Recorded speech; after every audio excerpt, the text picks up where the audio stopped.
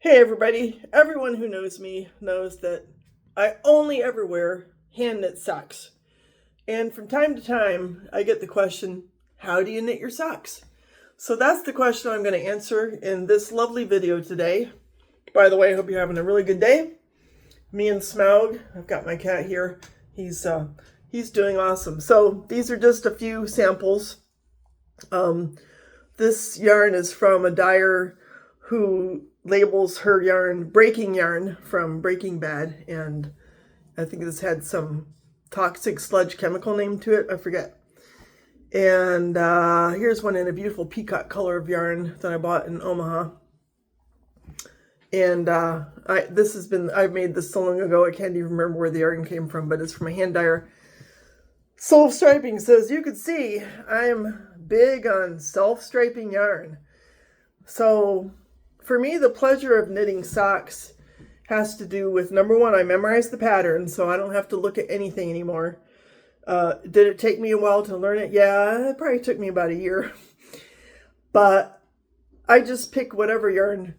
As you know, if you've gone back far enough in my trove of videos that I've been making the past couple months, I have like a dozen pairs of socks currently underway. And anytime I want to grab a sock to knit, I'm like, what color yarn do I want to do today? So I always knit for just the pleasure of it, the simplicity of it, the ease, and I pick the color and feel of yarn that I want to do on that day. Sometimes I'll work on 2 or 3 socks over the course of the day if I'm not working on a sweater. So let's start from the bottom. So number one, I use double pointed needles.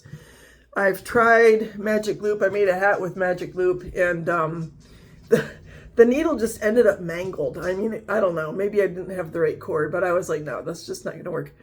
And now I haven't tried the 9-inch, but I have so many issues with using circular needles when I make a hat anyhow, that I just prefer to use double pointed needles, because it doesn't matter how big or small the circle is. You know, the needle is gonna, maybe it has a few stitches on it, maybe it has 20 stitches on it. It doesn't matter. But with a circular needle, you have to have a certain proportion of stitches to the length of the needle. Otherwise, they're going to be stretched out or scrunched up. I don't like either one of those. So the only luck I have with circular needles is knitting sweaters. So I use double pointed needles. I tend to use wood because I like the grippiness of them. I do have some bamboo needles. I do not like needles that are sharp because the way that I knit, I tend to use my fingers to push the needles back and forth. Probably not the best habit, but metal, forget it. It's just going to make my hands ache. And lace needles, no way. So I usually use the Knit Picks. They have this beautiful green needle, which is the 0. So there is another point to make. So I use 6-inch double pointed needles in a size 0. That's what I use. So be curious what your experience is. Some of you are probably like, oh, Magic Loop all the way, or, you know, knit 2 at a time. And I don't know that I could knit 2 at a time, because I like the discreet nature of a sock. I'll take this in a little bag to a meeting, and I've got my small sack bag. Sometimes I'll even just take 1 sock at a time. Like when I ball up the yarn, I'll divide it in half. I'll literally like can't count the strands. Maybe it's got 300 strands or whatever, and I'll wind up 150, ball that up, wind up the other 150, ball that up. That way I can have my sock project in the smallest bag possible, so that it's as discreet as possible when I'm knitting in the middle of a faculty meeting or whatever it is, you know. So otherwise I'll fall asleep. So I use, oh, this has cat fur on it. That's not a surprise, because I've had these socks out for a couple days. I got them all washed and dried, but they're sitting in a basket waiting for me to put them away. So I use toe up construction. And again, I have this pattern memorized, so I can do it anywhere, anytime, practically without looking. I use toe up, and I'm going to link the techniques that I use for you below. At least I'm going to try. I think I can do that. I think I'm smart enough to figure that out. So what I use is the Turkish cast on. Now, when you're knitting socks, as you know, you have to figure out how big to make it. And I figured out that if I start with 14 wraps going around my needles when I do the Turkish cast on, so you end up with 28 stitches in effect, that gives me a toe shape that works for my foot. So Then I do the Turkish cast on, and here's what else I do. So it's very fiddly to do the Turkish cast on. And I start with a metal needle when I begin my socks, because literally I have metal needles that are bent. If I started my toe up sock with a wooden needle, it would break. Because doing all the increases, it's just, you're working in close quarters. Again, I use the zeros. I want to tightly knit, fabric. And because I'm knitting kind of tightly with the increases reaching down for the section between the stitches, to add the increases and that kind of thing, I find hey, calm down. I have to use a metal needle. Otherwise, if I tried to use the wooden one, it would break. So I do that, and then I do the increases, and I go from 28 stitches up to 60.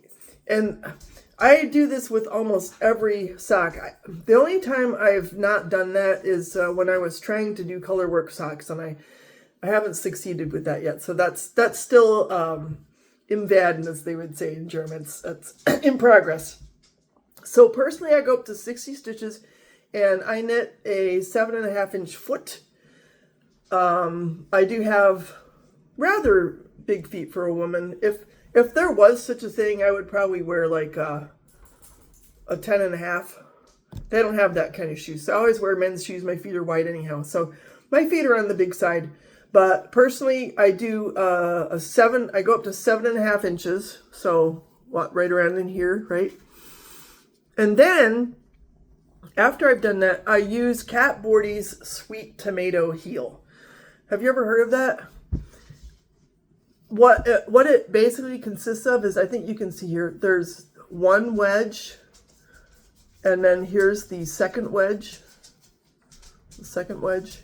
and then here is a third wedge. Again, I think I've got cat hair in these. You can tell I wear these socks all the time. So, they're starting to felt a little bit, and some of them have grass in them and stuff like that. I don't know if it's any clearer in this sock, but we'll try. So, but I got fuzz on that one too. Yeah, I wear these all the time. I just washed them now. So here's the first wedge. It goes up to here. So we have the, it starts and then kind of fans out going around the heel. Then we have wedge number 2 in there and wedge number 3. So I tried sort of a more traditional heel. When I first learned how to knit socks, I used a video for the Turkish cast on from Knitting Blooms. So this is going a ways back. I found the video several years ago, and by now it's probably a decade old. I hope I can link it for you, because I really appreciated the detailed video. I mean, it's like a 40-minute video to show you every step of doing, these all these increases and stuff like that. So the Sweet Tomato Heel, that's the one that I need to link. That's the one by Kat Bordy. And her video is also, it's pretty good. I think what I was thinking about was the Turkish cast on, how I learned that. But that video was from Knitting Blooms. And for the Sweet Tomatoes, so that was a video by Kat Bordy.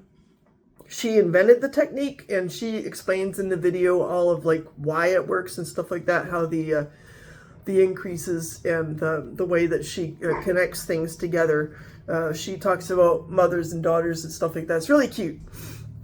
So I use the Sweet Tomato Heel. I'd be curious if some of you have experience with that. Now, should I learn other ways of making a heel? Probably. I'm probably like missing out. Hey, shh, boy, the dogs are really going at it. Hey, shut up. I have once done a what's it called? The add-on heel, where you just have a temporary row of stitches, and then you go in and you add the heel in. I'm drawing a blank. Help me figure out the name of that. The only time I ever did that kind of heel was on a Christmas stocking.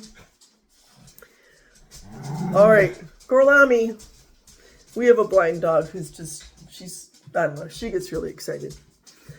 Then I start right away on the ribbing, as you can see. So I always do a 3x1 rib, 3 knit stitches, 1 purl stitch, partly because I'm not fond of purling. So that way I have more knit stitches than I do purl stitches. And I go up 8.5 inches, always 8.5 inches. And because I'm making kind of a tight fabric, so the fabric, in order to, is that more cat fur? There we go. In order to stretch this way, I make the foot and the ankle a little longer. And that, so I get the negative ease. I really want my socks to, you know, to hug me. I don't want them falling down. And that's why I do ribbing all the way up. So I've seen a lot of socks where, you know, you have an inch of ribbing at the top. Great. Not for me. I want my socks to, you know, be not taut necessarily, but also not baggy. So then when we get to the top, I do Jenny's Stretchy Bind Off. Jenny's Stretchy Bind Off, it works beautifully. The first pair of socks I made, I think I didn't do that, and they're hard to get on and off. But then I learned it's like, nope, you definitely have to bind off in a way where it's stretchy on top. And I have 0 problems with my socks falling down because they're ribbed all the way up. So it's the same bind off there. And you can see it's a little crinkly looking, but they're just so comfortable because there's nothing constricting. I can tell you just a brief story. I took my son to Budapest 7 years ago before I was really making a lot of socks. By now I've made like 24 pairs, but I wore store-bought socks and we walked like 30,000 steps a day. And I ended up, have you ever heard of Disney rash? Because my socks were binding at the top, and with all that walking, there's a little bit of, you know, abuse and swelling involved. And so this resulted in a rash above the level of where the top of the sock, where it constricted my leg. So I learned my lesson. I went to Copenhagen, as love, you know, a month ago, walked, you know, 30,000 steps a day. I had 0 problems with Disney rash because I wore my own hand knit socks. So anyhow, again, I will link the information for these, especially the Turkish cast on, the sweet tomato heel, and Jenny's Stretchy Bind Off for you in the description of the video. I hope you enjoyed this, and I would love to get some dialogue going on, you know, do you think there's something I could improve to make sock making easier or more effective? I will say that this is all I wear. I wear socks every day, and they're always my own hand knit socks. It's very rare for me to wear any other kind of sock. Summer, winter, it doesn't matter. I'll sweat in them. They absorb my sweat. They're not hot. It's a myth that people think that, oh, you can't wear wool in the summer. It's a complete myth. I wear wool socks in the summer, all summer long, and I wear them all winter long. So I'm going to go on record as recommending this approach to knitting socks. It would get boring if it wasn't for the fact that we have self-striping yarn. So on that note, I'll leave you and look forward to seeing some dialogue going about best techniques for making socks. Y'all take care. Bye.